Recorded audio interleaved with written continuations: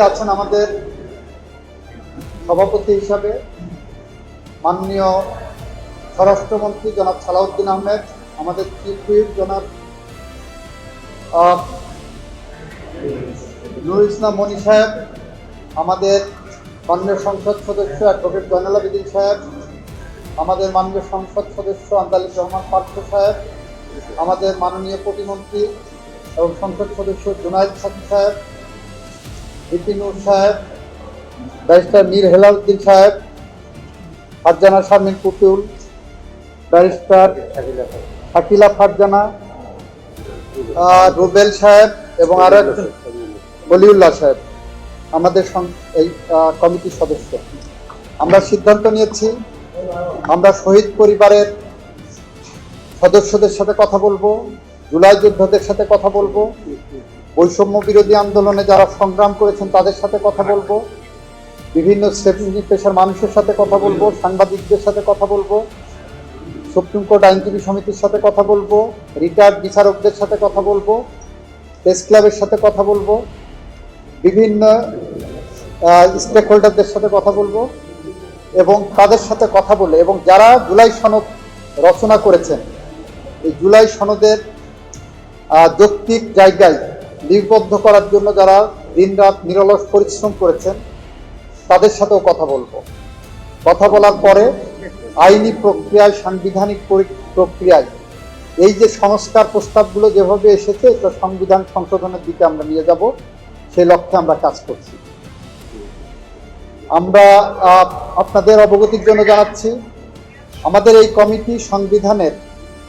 এই সংসদের ত্রয়োদশ জাতীয় সংসদের প্রথম অধিবেশনে করার ইচ্ছা ছিল মাননীয় প্রধানমন্ত্রীর।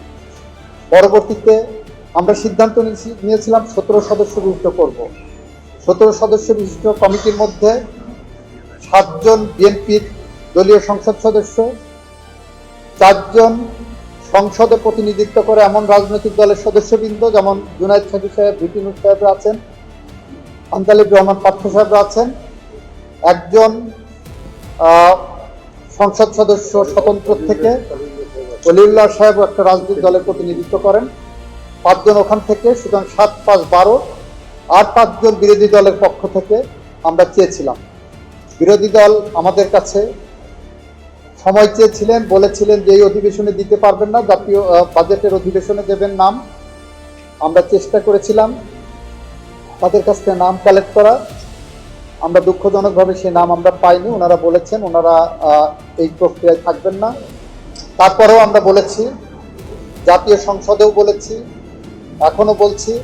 আমাদের মাননীয় প্রধানমন্ত্রীর নির্দেশনা, ওনাদের যে 5টা নাম যখন দেবেন তখন এই কমিটির অন্তর্ভুক্ত করতে আমরা অঙ্গীকারবদ্ধ। আমরা চাই জুলাই সনদকে সামনে রেখে জুলাইয়ের চেতনাকে বাস্তবায়ন করার জন্য, জুলাই সনদের প্রতিটি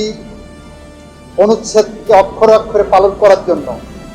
আমরা একটি সংশোধনী প্রস্তাব নিয়ে আসবো এই সংসদে, যে প্রস্তাবের মধ্য দিয়ে জুলাই শহীদদের স্বপ্নের বাংলাদেশের একটি বাস্তবায়ন হবে। সুতরাং আমরা সেই কারণেই বলছি আজকে একটি মহেন্দ্রক্ষণের যাত্রা শুরু করলাম, আগামী দিনে এই যাত্রা সমাপ্ত করব জুলাই সনদের মাধ্যমে, জুলাই শহীদদের স্বপ্ন এবং স্বপ্নের বাংলাদেশ দেখার মধ্য দিয়ে।